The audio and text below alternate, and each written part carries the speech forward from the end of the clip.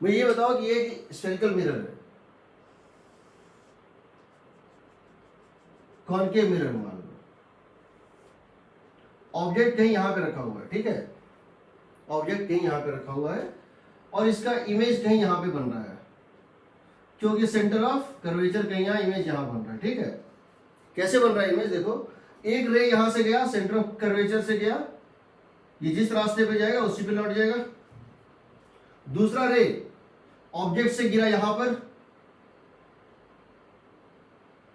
ये यहां पे क्या होगा, नॉर्मल होगा भाई, इस पॉइंट पे इसको ज्वाइन कर दो सेंटर का, ये होगा नॉर्मल, ये उसी एंगल पे रिफ्लेक्ट बैक करेगा और आई से पास कर जाएगा। तो ये गया इस तरह, गिरा इस तरह। सिमिलरली एक रे यहां से जाएगा इस तरह और रिफ्लेक्ट बैक करेगा, सारे रे पैरेक्सियल रे हैं, सारे रे पैरेक्सियल रे हैं, यहां मिलेगा। सिमिलरली एक रे जाएगा यहां पर, रिफ्लेक्ट बैक करेगा, यहां मिलेगा। एक रे जाएगा यहां पर, रिफ्लेक्ट बैक करेगा, यहां मिलेगा। एग्रीड। अब ये बताओ, अगर मैं एक पेंट लाके, अगर मैं इसका नाम मैं दे रहा हूं A B P C D, अगर मैं पार्ट ए बी को, अगर मैं पार्ट ए बी को कट कर दूं, काट के निकाल लूं, या उसको ब्लैक एंड कर दूं, उसको मैं ब्लैक पेंट से पेंट कर दूं, तो क्या इमेज बदल जाएगा? नहीं बदलेगा। इमेज क्या वही बनेगा, वही बनेगा, क्योंकि ये लाइट यहां से यहां तक का लाइट उसमें नहीं आएगा, बट बाकी लाइट तो जहां गिर रहा था पहले वहीं गिर रहा है और जहां मिल रहा था पहले वहीं मिल रहा है, तो इमेज वहीं बनेगा। अगर मैं पार्ट बी सी को रिमूव कर दूं या उसको ब्लैक एंड कर दूं, मैं बी से लेके सी तक के पार्ट को या तो कट करके निकाल लूं, बाकी सबको वही छोड़ दूं, या उसको ब्लैक एंड, इसको मैं ब्लैक से पॉलिश कर दूं, पेंटिंग कर दूं, क्या इमेज बदलेगा? क्या इमेज का लोकेशन बदल जाएगा? नहीं बदलेगा। इस रे के साथ जो पहले हो रहा था वही हो रहा है अब भी। ए और बी के बीच में जो रे पहले गिर रहा था वो अब भी गिर रहा है, और वो रे उसी लॉ को, उसी पॉइंट के, उसी सब कुछ लॉ ऑफ रिफ्लेक्शन को फॉलो करते वही मिल रहा है, कोई फर्क नहीं पड़ेगा। समझ रहे हो?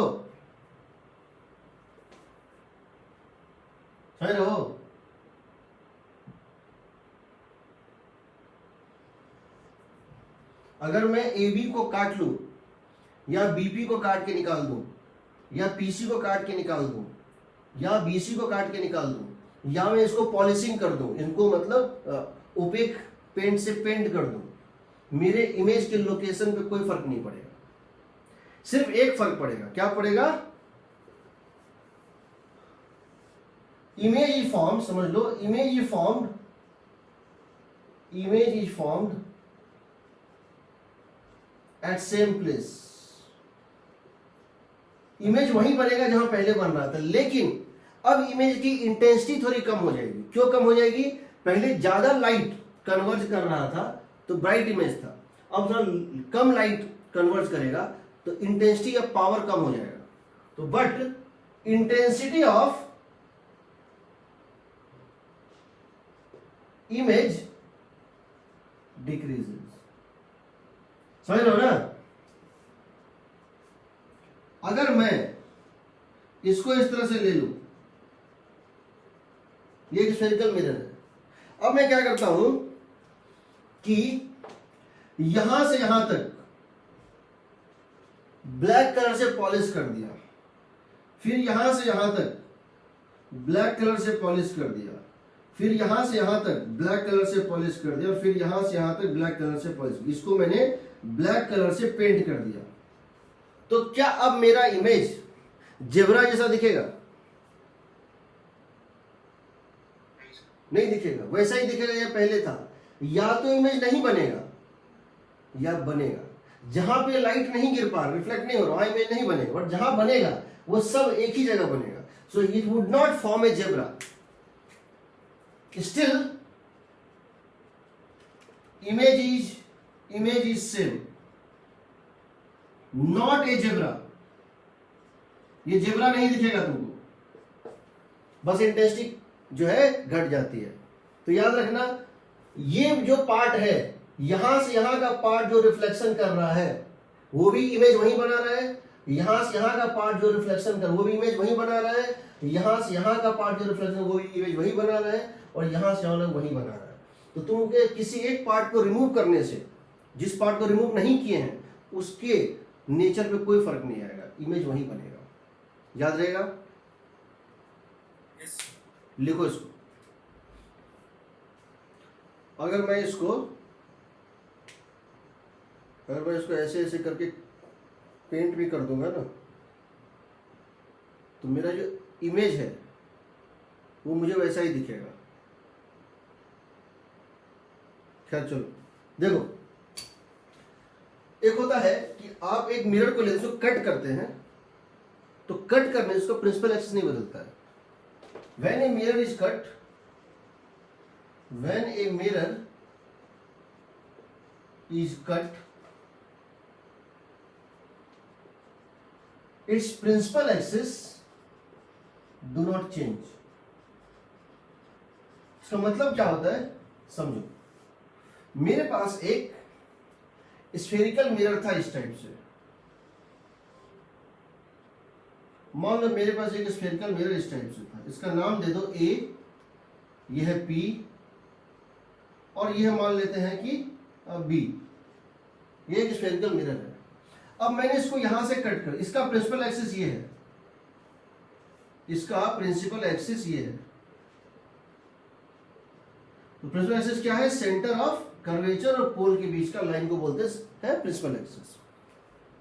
अब मैं क्या करता हूं कि इसको अब मैं कट कर देता हूं. मैं इसको यहां से कट कर देता हूं, एक कैंची लेता हूं, इसको यहां से कट कर देता हूं. कट एट P, मैं इसको P पे कट कर देता हूं. तो अगर मैं इसको P पे कट करता हूं, ये तो पहले भी कट था क्योंकि दोनों कांटेक्ट में, तो मान सकते हैं दो कट पार्ट जो है कांटेक्ट में रखे हुए थे. चूंकि ये पहले भी दोनों कोइंसाइड कर रहे थे, तो मान सकते हैं पहले भी यहां एक कट था, लेकिन वो कट जो है होने के बाद भी कांटेक्ट में थे. तुमने इसको कट करके क्या किया, अब इसको थोड़ा सा ऊपर खींच लिया. इसको क्या किया, थोड़ा सा ऊपर खींच लिया. इस पार्ट को ऊपर खींच लिया और इस पार्ट को थोड़ा सा नीचे खींच लिया. समझ बोलते हैं cut and shifted. Cut at P and upper part shifted upwards and lower part shifted downwards. तो जब ये दोनों मिरर ऊपर जाएंगे ना, तो ये अपने प्रिंसिपल एक्सिस के साथ ऊपर जाएंगे. जब ये पार्ट जो है ऊपर जाएगा, इसका ये प्रिंसिपल एक्सिस था, ये इसको अपने साथ लेके जाएगा, और ये जब नीचे जाएगा, ये अपने प्रिंसिपल एक्सिस को साथ लेके जाएगा. यानी अब मैं कह सकता हूं कि this is mirror 1 and this is mirror 2. This is pole P1 and this is pole P2. This is the principal axis of first mirror. This is the principal axis of first mirror. And this is the principal axis of second mirror. समझो मैं क्या बोलना चाह रहा हूं. मेरे पास ये mirror है और मैंने क्या किया, इस मिरर को मैंने क्या किया कि यहां से मैंने इसको कट कर दिया. मैंने इस मिरर को क्या किया, इसका ये प्रिंसिपल एक्सिस है, इसका ये प्रिंसिपल एक्सिस है जो इसके मिड पॉइंट पे अटैच था. मैंने इसको यहां से कट कर दिया और ये प्रिंसिपल एक्सिस यही है, दोनों का कॉमन प्रिंसिपल एक्सिस अब भी वही है. अब मैंने इसको ऊपर शिफ्ट किया. जब मैं मिरर को ऊपर ट्रांसलेट करूंगा तो इसके साथ अपर पार्ट के साथ उसका प्रिंसिपल एक्सिस भी ऊपर ट्रांसलेट कर जाएगा. इसका प्रिंसिपल एक्सिस के साथ ऊपर ट्रांसलेट कर जाएगा। तो अब क्या हो गया, अपर मिरर जो है उसका प्रिंसिपल एक्सिस ये है और लोअर मिरर का ये है। अब आपसे क्वेश्चन क्या पूछता है, वो ये पूछता है, मान लेते हैं कि यहां पर एक ऑब्जेक्ट है O, ये पुराने प्रिंसिपल एक्सिस पे था, यहां पर था, यहां पर मान लेते हैं कोई ऑब्जेक्ट था O, हम मान लेते हैं यहां पर कोई ऑब्जेक्ट था वो, अब भी वो वहीं पर है, इसकी शिफ्ट दी हुई है, 2 मिलीमीटर और इसकी शिफ्ट दी हुई है 1 मिलीमीटर। मान लेते हैं इसकी फोकल लेंथ थी 20 सेंटीमीटर, तो यानी इसकी फोकल लेंथ अभी भी 20 सेंटीमीटर ही है, क्योंकि रेडियस ऑफ कर्वेचर नहीं बदला है, ये उसी स्फीयर का पार्ट अब भी है, इसकी फोकल लेंथ भी है 20 सेंटीमीटर। मैं जानना चाहता हूं, find the separation between the image form in the two mirror. इस ऑब्जेक्ट का इमेज ये मिरर भी बनाएगा और ये भी बनाएगा, हमको उन दोनों के बीच का डिस्टेंस निकालना है। क्वेश्चन है, find the distance between the images formed by the two mirror.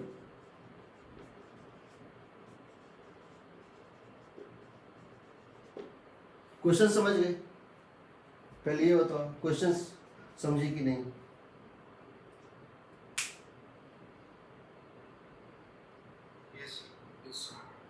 तो क्वेश्चन क्या है समझिए, एक स्फेरिकल मिरर है और ये इसका प्रिंसिपल एक्सिस है। अब हमने क्या किया, इसको यहां से इस मिरर को कट कर दिया। जब मैंने इसको यहां से कट कर दिया तो मैं मान सकता हूं एक अपर है और एक लोअर मिरर है और दोनों का प्रिंसिपल एक्सिस कोइंसाइड कर रहा है, that is the common principal axis. अब मैं अपर पार्ट के साथ प्रिंसिपल एक्सिस अटैच्ड है, अब मैं अपर पार्ट को ऊपर खींच लेता हूं तो उसके साथ उसका प्रिंसिपल एक्सिस भी चला जाएगा ऊपर, लोअर पार्ट को नीचे खींच लें उसके साथ उसका प्रिंसिपल एक्सिस चला जाएगा नीचे। अब मेरे पास अपर हाफ स्फीयर है, हाफ मिरर है जिसका प्रिंसिपल एक्सिस ये है, लोअर का प्रिंसिपल एक्सिस ये है। ऑब्जेक्ट की डिस्टेंस 30 सेंटीमीटर थी और अब भी ऑब्जेक्ट की डिस्टेंस कितनी है, 30 सेंटीमीटर। ऑब्जेक्ट लेकिन अब प्रिंसिपल एक्सिस पे नहीं है, ऑब्जेक्ट जहां था वहीं रहा, मिरर थोड़ा मूव कर गया, लेकिन अब हम कहेंगे ऑब्जेक्ट प्रिंसिपल एक्सिस पे नहीं है। इस ऑब्जेक्ट का इमेज ये मिरर भी बनाएगा और ये भी बनाएगा, हमको इसके और इसके बनाए हुए इमेज के बीच का दूरी निकालना है। तो कैसे करेंगे? सबसे पहले हम क्या करते हैं, मैग्निफिकेशन निकालते हैं। कितनी आएगी, f by f minus u, चाहे अपर मिरर हो चाहे लोअर मिरर हो, दोनों का फोकल लेंथ कितना है, -20, u कितना है, -30। यहां से यहां तक का, यहां से लो या यहां से लो, बात बराबर है, 1 मिलीमीटर इज नेग्लिजिबल। तो यहां से लेके यहां तक का दूरी कितना है, -30, कितना हो जाएगा, -2।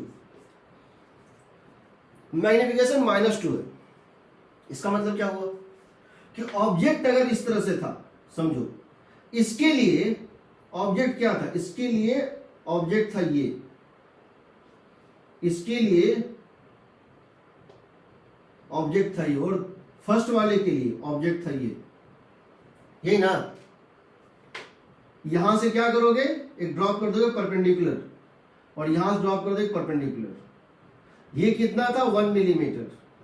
ये कितना था जी, ये कितना था, दिस इज 2 मिलीमीटर। अब जब इमेज बनेगा, जहां भी बनेगा, इमेज इसके लेफ्ट में कहीं बनेगा, वो कैसे बनेगा? मैग्निफिकेशन -2 का मतलब क्या है, मैग्निफिकेशन -2 का मतलब क्या है, इसमें ऑब्जेक्ट था नीचे की तरफ, इसके लिए ऑब्जेक्ट था नीचे की तरफ, -2 मतलब इसको 2 से मल्टीप्लाई करके रिवर्स कर दो, तो इमेज कहां बनेगा, यहां बनेगा। इसको 2 टाइम्स से मल्टीप्लाई करना है। फर्स्ट मिरर के लिए ऑब्जेक्ट की हाइट थी -1 मिलीमीटर, उसको -2 से मल्टीप्लाई करो, हो जाएगा +1 मिलीमीटर, +2 मिलीमीटर। इसको 2 टाइम कर दो, डबल कर दो, इस वेक्टर को डबल कर दो और निगेटिव के साथ डबल कर दो, तो पहले में जो इमेज बनेगा I1 यहां बनेगा। दूसरे में बताओ, 2 मिलीमीटर था, उसको क्या करना है, ऊपर की तरफ था, प्रिंसिपल एक्सिस से ऑब्जेक्ट क्या था, ऊपर था, उसको -2 से मल्टीप्लाई करो, नीचे चला जाएगा। ये कितना नीचे जाएगा बताओ, 2 का डबल नेगेटिव साइन के साथ 4 मिलीमीटर, 2 का डबल। अब आपसे पूछा है, ये हो गया I2, आपसे I1 और I2 के बीच का गैप पूछा है, कितना होगा बताओ, 2 + 4 + 2 + 4 + 3, यही ना। So I1 I2, the distance between image found in the first mirror and the second mirror I1 I2 is equal to, कितना हो जाएगा बताओ, 9 मिलीमीटर होगा।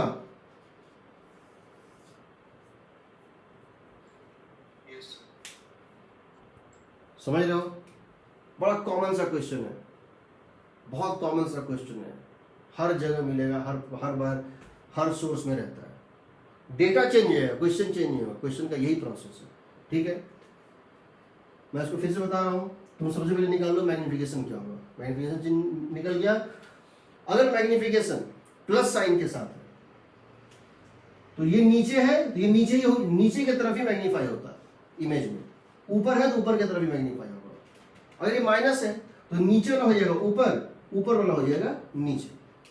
तो हम इसका ये निकाल सकते हैं, हम इसके बीच का सेपरेशन डायग्राम बना के निकाल सकते हैं क्या है। यहाँ पे आंसर है 9 मिलीमीटर। इसको लिखो, फिर मैं एक और क्वेश्चन लूंगा। मान लो मैं इसको काट के सेपरेट ना करता, मान लो कि मैं इसको इस तरह से काट के सेपरेट ना करता, ऐसे कट किया और सेपरेट ना करता, बल्कि मैं काम करता, मैं इसको बीच में इतने दूर कलर कर देता। कहने का मतलब है मैं बीच में इसको यहां से यहां काट के निकाल लेता और सब कुछ वही रखता, खाली इसको यहां से काट के निकाल लेता, कट एंड रिमूव। तो क्या मेरा प्रिंसिपल एक्सिस चेंज होता? नहीं होता। अगर मैं सिर्फ इसको रिमूव कर दूं तो इसमें प्रिंसिपल एक्सिस चेंज नहीं होता, समझ रहे हो ना?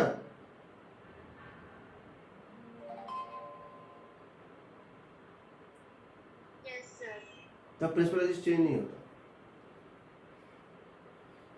ठीक है। इसको सिर्फ मैं कट करके निकाल दूंगा तो एक्सिस चेंज नहीं होगा, क्योंकि ये अगर तुम इस स्फेयर को बढ़ाओगे ये इसी स्फेयर में जाके मिल जाएगा, बट यहां पर अगर तुम इस स्फेयर को बढ़ाओगे और इस स्फेयर को बढ़ाओगे तो दोनों एक स्फेयर नहीं है, समझो। अगर मैं यहां पे इसको अगर मैं रिमूव कर दूं तो क्या होगा, मैं अगर इस सर्किल को कंप्लीट करूं और मैं इस सर्किल, क्या है दोनों सर्किल सेम होगा? क्या दोनों सर्किल सेम होगा? अगर मैं इसको सिर्फ बीच में से रिमूव कर दूंगा तो ये और ये सेम स्फेयर का पार्ट है, सेम सर्किल का पार्ट है, बट यहां पर अगर मैं इसको शिफ्ट कर दूंगा तो अगर मैं इस सर्किल को कंप्लीट करूंगा और जब मैं इस सर्किल को कंप्लीट करूंगा तो मैं देखूंगा दोनों में डिफरेंस है, दोनों का सेंटर शिफ्टेड है ना? तो यहां प्रिंसिपल एक्सिस नहीं चेंज होता है अगर सिर्फ इसको ब्लैक एंड कर दो। कट करके रिमूव कर रहे हो तो तुम बेसिकली दो, एक मिरर ये है, एक मिरर ये है, तुम दोनों मिरर को अलग अलग, ये मिरर का सेंटर थोड़ा ऊपर है, इस मिरर का सेंटर थोड़ा नीचे है। जब इस मिरर को बनाओगे, अभी तो क्या है, इसका कहीं सेंटर है, हो सकता है सेंटर इसका यहां पर हो सकता है इस स्फेरिकल मिरर का सेंटर यहां पर हो, यानी अपर पार्ट का भी और लोअर पार्ट का भी सेंटर सेम है। अब मैं इसको ऊपर शिफ्ट कर दूंगा तो इसके साथ ये स्फेयर भी शिफ्ट हो जाएगा ऊपर, और ये स्फेयर को नीचे ले जाऊंगा तो इस स्फेयर का भी सेंटर नीचे चला जाएगा। तो अब दोनों का सेंटर अलग अलग है, इसलिए प्रिंसिपल एक्सिस अलग अलग होता है। खैर उतना पूछेगा नहीं, ठीक है। चलो now we are coming to एक और क्वेश्चन लेते हैं समझने के लिए, एक और क्वेश्चन लेते हैं। What we are going to do, see हमने क्या किया, वही काम किया, कट एंड रिमूव। हमने क्या लिखा है, a convex mirror, a convex mirror is cut and shifted as shown। ऐसे लिया, एक कॉन्वेक्स मिरर को कट किया और शिफ्ट कर दिया।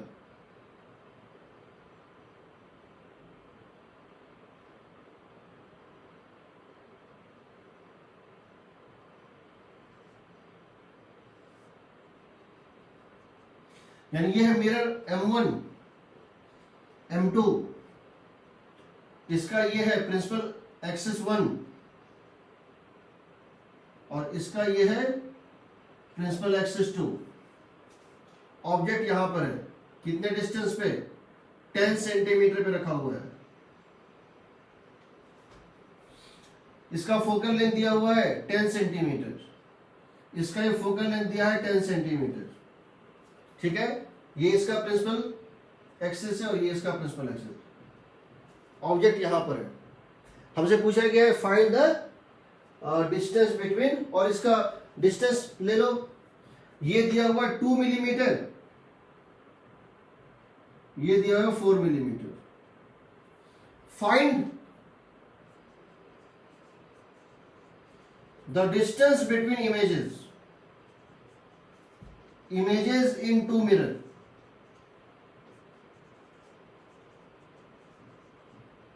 तो क्या करेंगे, सबसे पहले हम वही काम करेंगे जो पहले किए थे, मैग्निफिकेशन निकाल लेते हैं, f by f minus u, and that is going to be equal to +10। Convex mirror के लिए +10 होता है, +10 माइनस u का मतलब है -10, so that is equal to 1/2 plus 1/2 plus 1/2। इसका मतलब है, समझो, ऑब्जेक्ट जो यहां पर था वो इस तरह से था, कितने का, 2 मिलीमीटर का, और ऑब्जेक्ट यहां पर जो था वो इस तरह से था, कितने का, 4 मिलीमीटर का। इसको हाफ टाइम्स कर दो, जहां भी बनेगा इमेज, जहां भी बनेगा ये हो जाएगा half times plus half times, plus half means 1 millimetre. ये हो गया मिरर, ये हो गया I1। I2 क्या होगा, इसका प्लस हाफ टाइम्स, इसका प्लस हाफ टाइम्स, तो I2 हो जाएगा इसका plus half times means 2 millimetre. अब बताओ इन दोनों बीच का डिस्टेंस कितना होगा,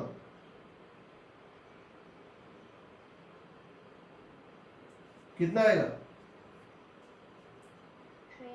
3 मिलीमीटर। यहां से यहां तक 6 था, यहां से यहां तक 6 था, ये 1 नीचे, ये 2 ऊपर, so I1 I2 would be coming out to be equal to 3 millimeters. So like that questions would be asked to you। ये क्वेश्चन आएंगे, कहीं भी कोई पेपर दोगे उसमें ये क्वेश्चन जरूर आएगा। तो तुमको सिर्फ ये करना है, मैग्नीफिकेशन निकालना है और उसको उससे मल्टीप्लाई करके देखना है ऊपर नीचे क्या बन रहा है, उनके बीच का गैप, यहाँ 3 मिलीमीटर आ रहा है, ठीक है। इसको लिख लो। उसके बाद हम नया केस ले रहे हैं, राइट इट। ऑटो कोलिमेशन क्या होता है, इमेज का ऑब्जेक्ट पे ही बन जाना। When image is formed on the object, अगर ऑब्जेक्ट पे ही इमेज बन जाए उसको बोलते हैं ऑटो कोलिमेशन, ठीक है। If image is formed on the object, if image is formed on the object itself. ये कब होगा, ये तब होगा जब लाइट किसी मिरर के ऊपर नॉर्मली गिरे और उसी रास्ते पे लौट जाए। It happens if light falls normally on a mirror and gets reflected back on the same path। इसका मतलब क्या हुआ, इसका दो मतलब है। अगर कोई प्लेन मिरर है तो इसका मतलब है कि वो ऐसे गिरे along the normal और वो रिट्रीव कर जाए। अगर कोई प्लेन मिरर है उसके ऊपर गिरे परपेंडिकुलर, यानी बीम कैसे गिरे इसके ऊपर, ऐसे गिरे पैरेलल, तो फिर क्या होगा, ये रे जिस रास्ते से आया था उसी रास्ते पे लौट जाएगा जहां से आया था। कहां से आया था, ऑब्जेक्ट से, ये फिर वापस ऑब्जेक्ट पे ही पहुंच जाएगा। तो एक कंडीशन तो प्लेन मिरर में तो ये कंडीशन है भाई, प्लेन मिरर में तो ये कंडीशन है कि वो पैरेलल बीम गिरे। स्फेरिकल मिरर में क्या कंडीशन है, कॉनकेव मिरर में क्या कंडीशन है कि जो लाइट गिरे वो सेंटर ऑफ कर्वेचर से पास करे। अगर मिरर के पे लाइट जो गिरा, मिरर के लिए जो ऑब्जेक्ट है वो इसके सेंटर ऑफ कर्वेचर पे था, तो ये सारे के सारे जो रे हैं जब इस पे गिरेगा, ये कैसे गिरेगा, नॉर्मली, और उसी रास्ते पे क्या होगा, लौट जाएगा। उसी तरह से अगर इस टाइप का चीज है, स्फेरिकल मिरर है, और लाइट अगर इस तरह से गिर रहा होता,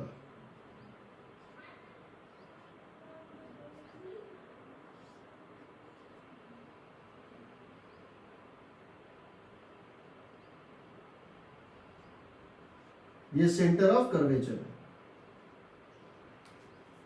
ठीक, इसका क्वेश्चन देखते हैं।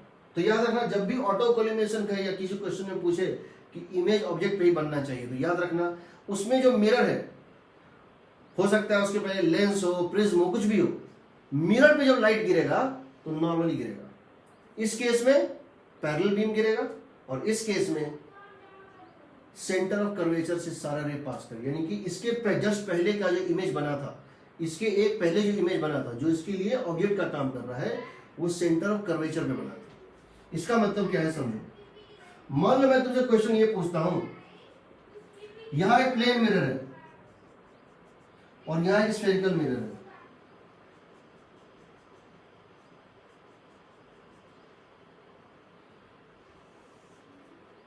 इन दोनों के बीच का डिस्टेंस है 30 सेंटीमीटर। इन दोनों के बीच का डिस्टेंस है 30 सेंटीमीटर, ठीक है। अच्छा, इसका फोकल लेंथ है 20 सेंटीमीटर, ठीक है।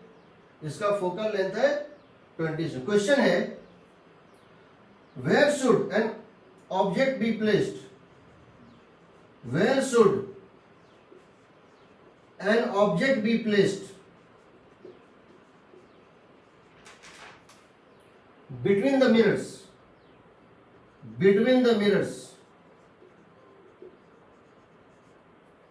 so that the image is formed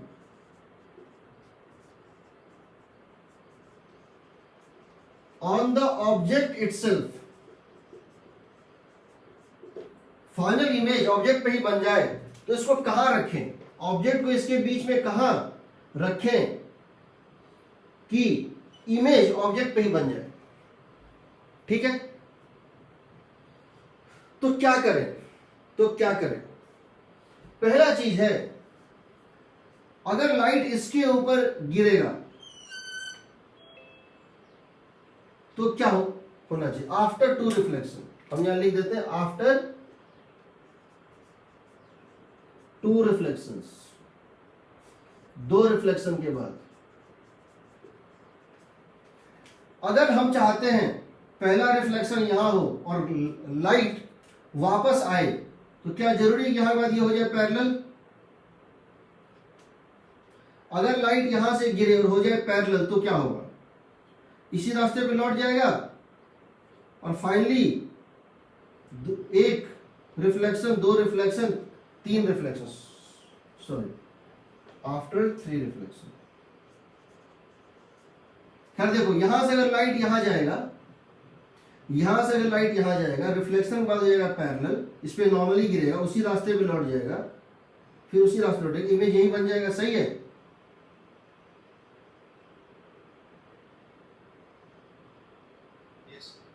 दूसरा, हम ये चाहते हैं कि लाइट जब इस पे गिरे पहले, अब हम क्या कर रहे हैं, दूसरा चीज ले रहे हैं। हमने यहां पे पहले लाइट गिराया इसके ऊपर, तब गिराया इसके ऊपर, पहले लाइट गिराया स्फेरिकल मिरर के ऊपर, तब इसके ऊपर। तो लाइट को अगर वापस अपना पाथ रिट्रेस करना है तो इसके ऊपर 90 डिग्री पे गिरा दिए। अब क्या करते हैं, लाइट को पहले यहां गिराते हैं, यहां गिराएंगे तो ये लाइट क्या होगा, यहां जब लाइट को गिराएंगे तो क्या होगा, ये लाइट यहां से रिफ्लेक्ट करेगा, तो ऐसा लगेगा कि इमेज यहां बन रहा है। अब यहां ये लाइट क्या गिरना चाहिए, नॉर्मली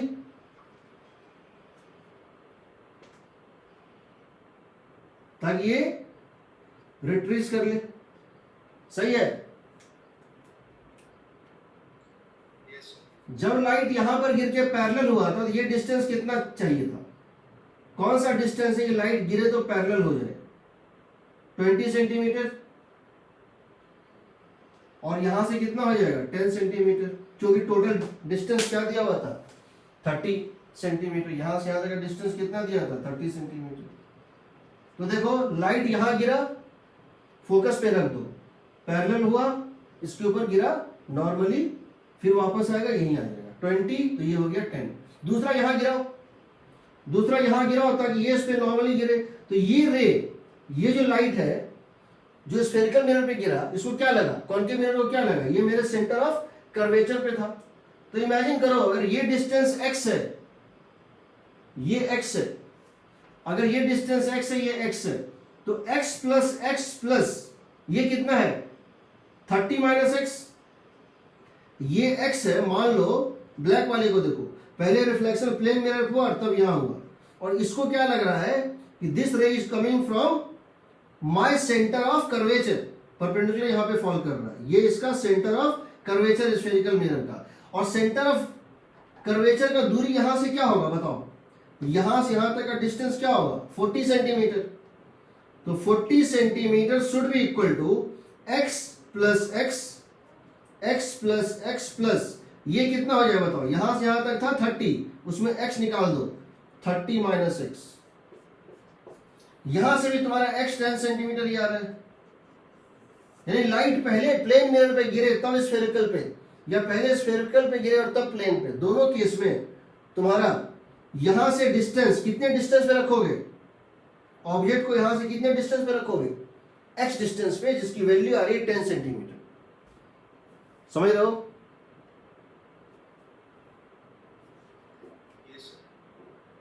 तो याद रखना ऑटो कॉलिमेशन का मतलब जो है होता है कि लाइट इसके ऊपर नॉर्मली गिरे या इसके ऊपर नॉर्मली गिरे। तो लाइट की प्रॉपर्टी होती है जब ये ऐसे गया ऐसे गया ऐसे गया ऐसे गया और फाइनली तुमने इसको एक मिरर पे गिरा दिया परपेंडिकुलर, अगर लाइट ऐसे गया किसी भी कारण से, रिफ्लेक्शन हो या रिफ्रैक्शन हो, और लाइट यहां गिरा और तुमने इसको गिरा दिया नॉर्मली, तो लाइट यहां से लौटेगा तो वो उसी रास्ते पे फिर लौट जाएगा, और फाइनली जहां से आया था वहीं सारा लाइट जाके मिल जाएगा और वहीं इमेज बन जाएगा। तो तुमको क्या करना है, लाइट को उसके ही पाथ पे, जिस रास्ते से वो पास्ट में चला था उसी रास्ते को उसको उल्टा डायरेक्शन में वापस भेज देना है। और ये काम कौन करेगा, मिरर करेगा। मिरर पे गिराना होगा नॉर्मली, प्लेन मिरर पे सिंपल इस तरह से, और स्फेरिकल मिरर है, अगर ये स्फेरिकल मिरर है इसको इसके सेंटर ऑफ कर्वेचर से पास कराना होगा। ठीक है, लिखो इसको। वी नो डैट एक पैरेलल बीम जब गिरता है किसी मिरर पे, स्फेरिकल मिरर पे, तो वो फोकस पे मिलता है। तो समझो कि अगर ये एक स्फेरिकल मिरर है और ये इसका फोकस है, मान लो ये इसका फोकस है, तो अगर पैरेलल बीम इस तरह से गिरेगा सारा बीम फोकस पे मिलेगा। लेकिन अगर यही पैरेलल बीम किसी एंगल पे गिरता है और यही पैरेलल बीम किसी एंगल पे गिरता है, पैरेलल बीम तो है,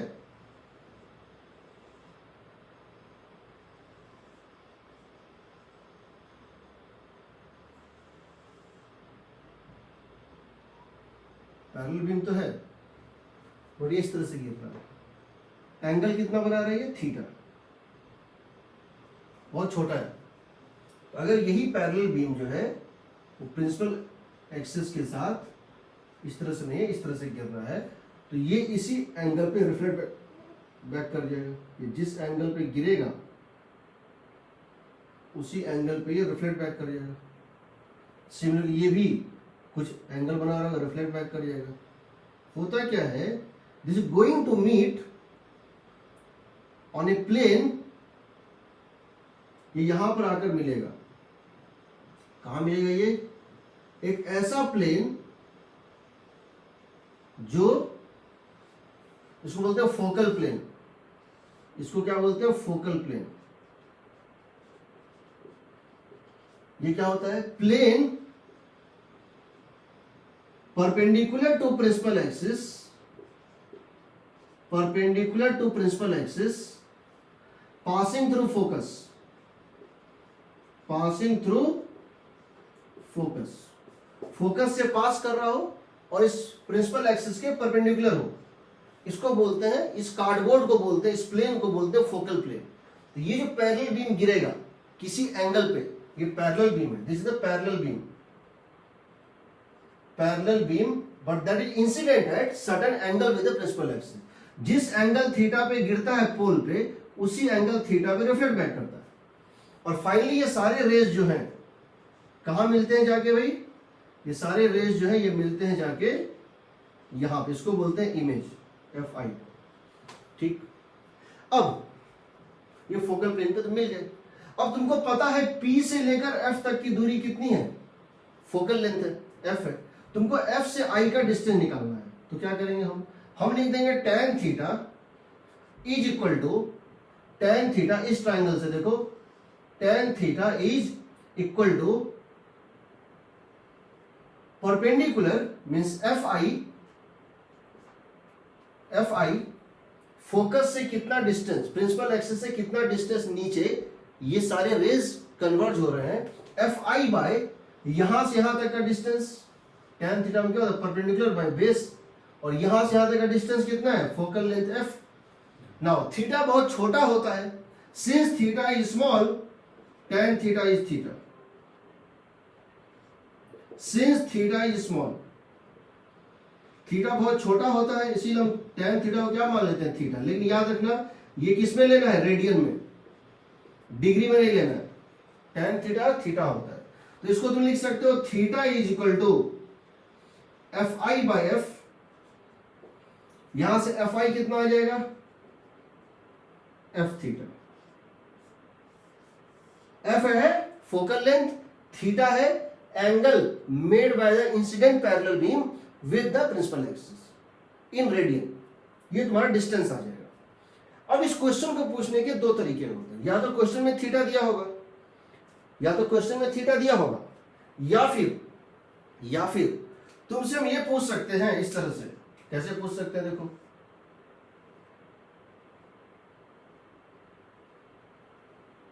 ये सन है या ये मून है, ये मून है, और हम उस मून का इमेज इस स्फेरिकल मिरर में देख रहे हैं। हम धरती पे बैठे हुए हैं और उस मून को देख रहे हैं, हम इस तरह से करके और उस मून को देख रहे हैं, देख सकते हैं, कोई दिक्कत नहीं। तो मून दिखेगा ना मुझे, I can see the moon in the mirror, yes, the moon would be visible in the night. तो उस केस में हम जानना चाहते हैं कि मून की इमेज की डायमीटर कितनी होगी। मून के, ये मून है और ये है इमेज ऑफ मून, ये जो दिख रहा है ये है image of moon.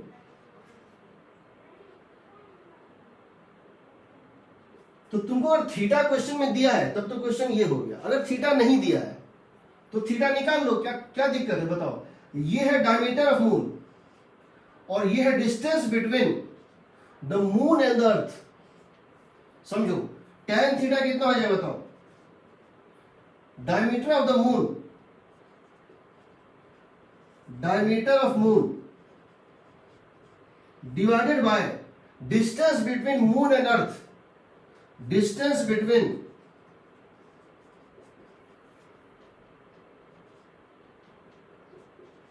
Moon and अर्थ। ये वैल्यू, इसको तुम थीटा मान सकते हो। क्यों मान सकते हो? ये बहुत बड़ा होता है, डायमीटर ऑफ मून बहुत बड़ा है, बट ये इतना ज्यादा बड़ा है कि this ratio is very small, this distance is large but this is very very large, so this ratio is very small. So तुमको थीटा, अगर क्वेश्चन में थीटा दिया है तो ये फॉर्मूला लगाओ, और अगर डायमीटर ऑफ द मून निकालने बोला है तो जहां थीटा रखे हो ना उसकी जगह क्या डाल देना? Diameter of moon divided by distance between earth and moon. यानी इसको लिख सकते हो, इसका नाम मैं सी दे दूं या इसका मैं डी दे दूं, AD diameter of the moon AD divided by AP, distance between moon and earth. This pole means earth, क्योंकि तुम मिरर लेके कहां खड़े हो, अर्थ पे खड़े हो। तुम इस फॉर्मूले का यूज करके इमेज का डायमीटर निकाल सकते हो। जैसे एससी वर्मा में है क्वेश्चन नंबर, देखना कौन सा बताता हूं, नोट करो उसको।